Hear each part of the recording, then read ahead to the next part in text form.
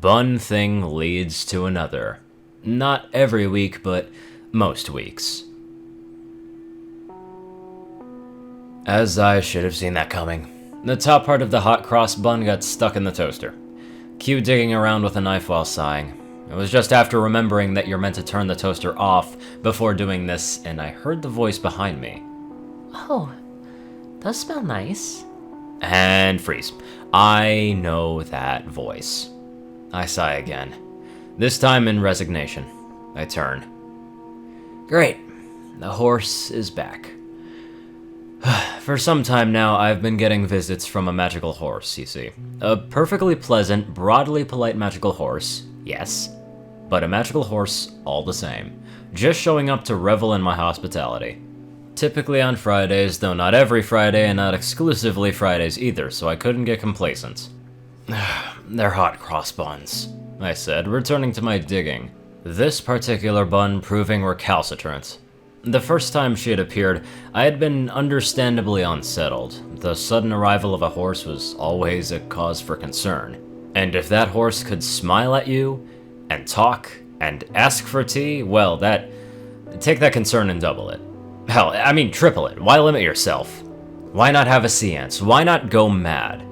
I'd seen people about this, of course. My GP, after waiting a few horse-spattered weeks for an appointment. Not wanting to explicitly lay out that I was dealing with a semi-regular intrusion from a talking magical horse, I had been forced to be vague, just asked what, if anything, could cause a person, say, me, to see something, say, something unusual, not a magical horse, just, anything. Partly, this was a worry about being accused of taking the piss and wasting time. Partly worrying about a bit of they're coming to take me away, haha, they're coming to take me away kind of situation. I had enough on my plate. Mostly, though, it was just because I was genuinely pretty certain that there was an actual magical horse that kept appearing in my place on a semi-regular basis. Proof? Hoofprints on the carpet. A recurring divot in the sofa that I know for sure I couldn't make, and also feathers. Fucking feathers. They didn't fall out, I know they didn't. I'd watch her and they didn't fall out. They only appeared when I wasn't looking. She was putting them around the place for me to find deliberately, tucking them behind the cushions. Oh, yeah, I found one in my bed once. That was just unsettling. When did she even find the time to go in there? But anyway, the ultimate conclusion had been inconclusive. My health was apparently broadly positive, and nothing had leapt out to suggest some underlying root cause for the sudden appearance of a magical horse. Everything was tip-top, perfectly adequate. Also, she'd told me that this wasn't a horse but rather an alicorn, but clearly this was her just messing me around, and that wasn't really... that wasn't a real thing. I mean, beyond talking horses not being real, obviously. So, made up on top of not real then. But anyway, again, the ultimate point of all this is that I have come to accept these visits. Well, at least accept these visits are real. Or at least real enough that I couldn't just stick my fingers in my ears and close my eyes and wait for her to go away. That would have been rude. Not that I appreciated anyone popping around unannounced and uninvited, magical horse or otherwise. That in itself was at least some breed of rude. I'd made this clear to her before, but apparently it had yet to sink in. You really just can't keep inviting yourself in here, you know, I said, finally having retrieved the top half from the toaster, and finally now being able to move on to the buttering. I heard her step into the kitchen, with a clip and clop. Oh, but your door was open. I thought you wanted to see me again, she said. Now that was just a lie. I rounded, offended, brandishing my becrumbed and buttery knife. Not that threatening, given the bluntness of the thing, but then I hadn't intended it to be. I was just holding it at the time. None of my doors were open. Well, internal ones, sure, but not the front door. How did you even get in? I asked. A valid question, given that despite my front door never having been open to her, she had always managed to get in. She sure wasn't squeezing in through the windows. She just kept smiling at me. Ah, but you see, there are doors that open by themselves. There are sliding doors, and there are secret doors. she said. That one made me stop and have to start over again. What? Was all I managed in the end. She just giggled and nodded past me. Your buns will get cold. Accursed horse. In the time it took me to turn and check my buns, as though I could tell how hot they were by sight alone, she'd clip-clopped her way out of the kitchen again, and away out of sight. How she maneuvered around my rather pokey little place without knocking into anything was anybody's guess. But I suppose magical horses play they play by their own rules, I guess. I buttered my buns, unmolested by the horse. She hadn't left me, though. Not that I'd expect her to. Instead, she just moved to the lounge and taken up residence sprawled across the entirety of the sofa. She also managed to take the blanket that I'd been planning to snuggle under and get it stuck onto her head. That horn of hers poking through the hole I'd always been meaning to fix, but never have. This is a very nice blanket, she said from beneath a blanket. Do you need a hand? I asked, reasoning that it would be difficult for a horse to take a blanket off, what with hooves and all. Her head immediately whipped in the opposite direction to me. Who said that? Okay, I'll admit that one was alright. I got a little smirk out of that one. Still, took the blanket off of her head though, which led me to see that smile on her face had now graduated to a grin. You'd think it'd be unnerving to be grinned at by a magical talking horse and, well, it was at first, but now I've got rather used to it. Certainly there are worse things in the world. Hello again, she said. Fancy seeing you here, I said. I then swung the plate around so that it was foremost in her attentions. On the plate were 4 halves of buns. They sat there, delicious, buttery, and warm. My God, they look good. I did another bun for you, I said, because I had done another bun. For her. Her face lit up. Oh, how nice of you, she said. It's just because I didn't want to share mine. I felt this was important to clarify, lest she just think I was being nice for the sake of being nice. I wasn't. I was being nice for pragmatic reasons. She didn't seem bothered, just nodded seriously and said, Oh, clever. Before using magic to hover one half of one bun over to herself. Really, the magical telekinetic field shouldn't have been a surprise, what with her being a magical horse and all, but this was the first time I'd seen it. It would explain a few things, though. I just wish I could do that. Oh, she cried out in rapture around a mouthful of hot cross bun, finishing off the rest, swallowing and following it up with, oh, it's so good. The other half of the bun was promptly devoured as well, this one much faster. That went down well, I said, still standing and holding the plate, a little alarmed by what I'd just seen. She seemed to notice the look on my face and went a delightfully bashful shade of pink, belching quietly into one hoof. Oh, pardon me, she said. Happens to the best of us. I couldn't sit down, could I? I asked. She didn't move off the sofa, but she did move enough that I could about squeeze onto the sofa, which was about as good as I was gonna get, I knew. Personal space apparently not being a big thing for magical horses. Whatever. I had my buns, I had my blankets, I was content, I settled in. Look, I know I've asked you this before, but don't you have anything better you could be doing? I asked her while I foffed with the television. The thing was being stubborn. It was a day of things being stubborn, it seemed.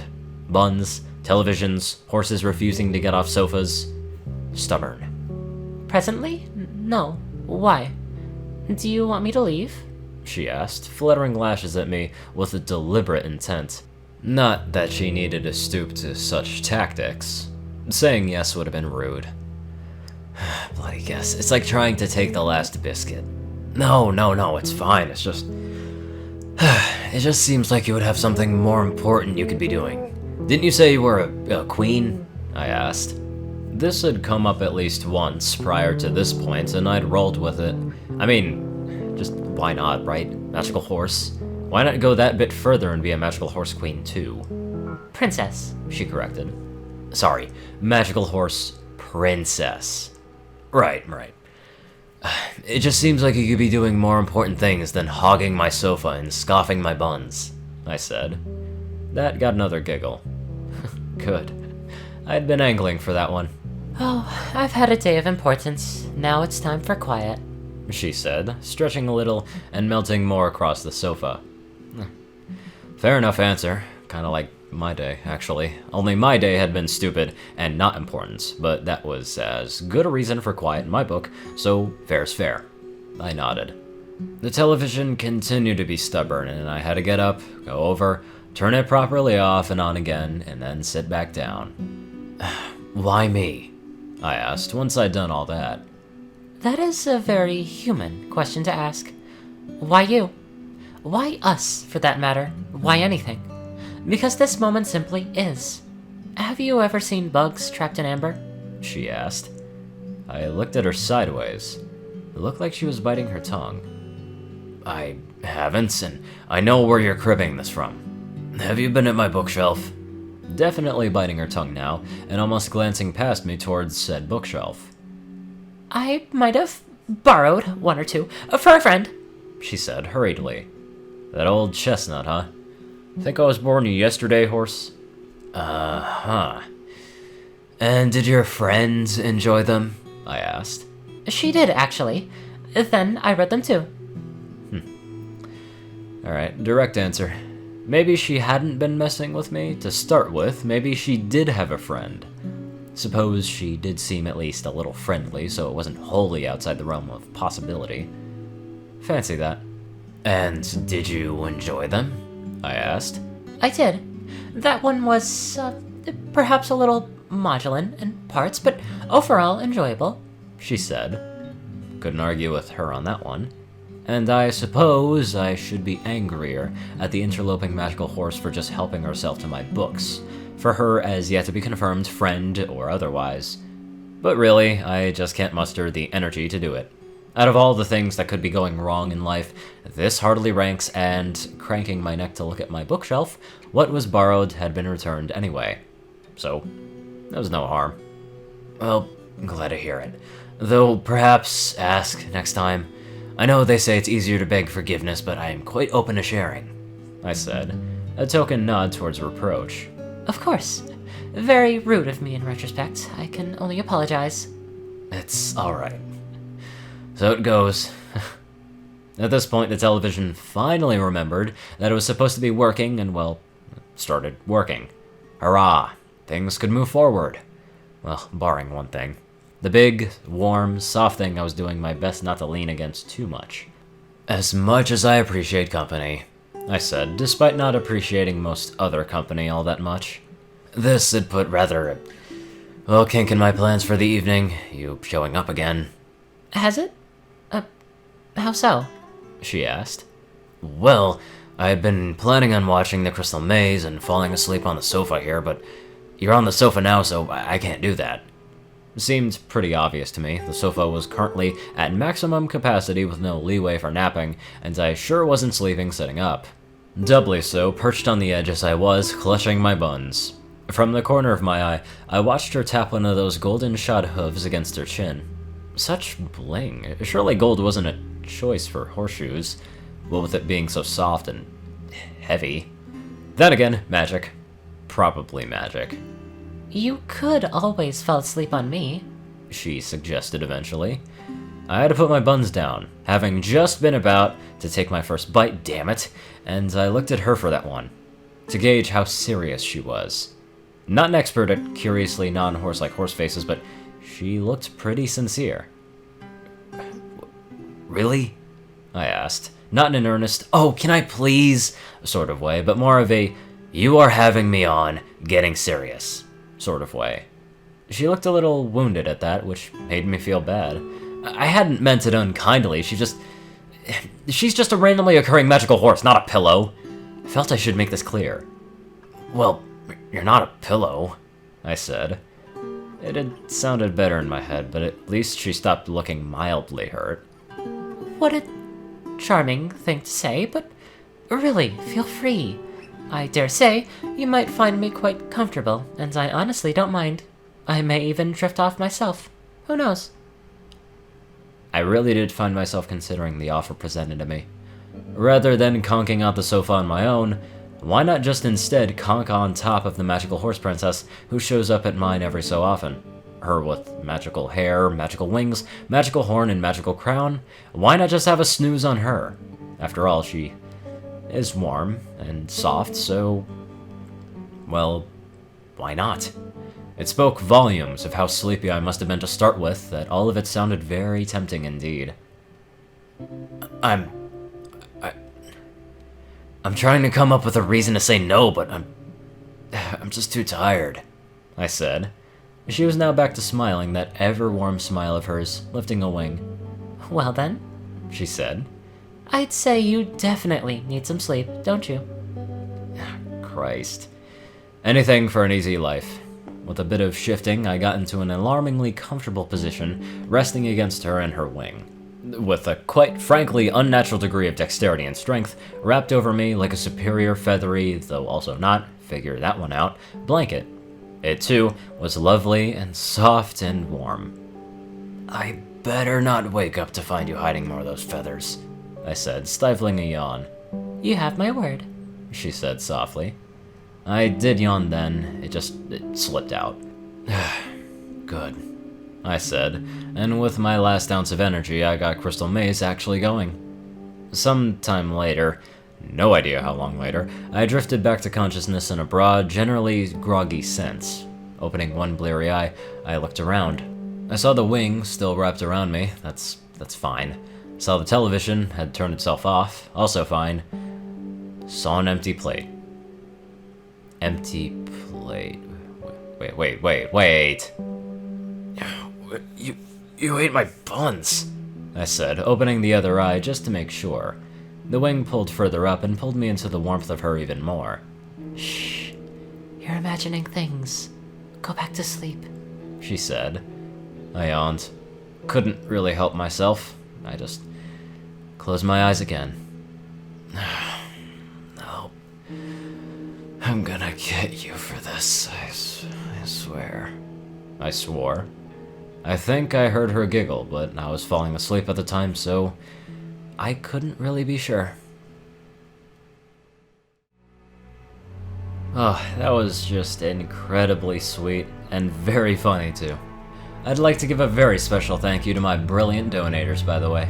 Yoshi Super Saiyan 2, Peter Coulthard, Dresdon, Nicholas Springthorpe, Dospo, Rainbow Dash 1990, Runescythe 9852, David D. Sanchez, Dwight Cornel, Gagi, Secret Moon, ORIAN KAIJU, Starlight Glimmer, Trey, Pokekillerzach, Soul Dragon, Dak Britton, Joe Pierce E, and Reno. Thank you all very much for watching this video, and I'll see you all in the next one.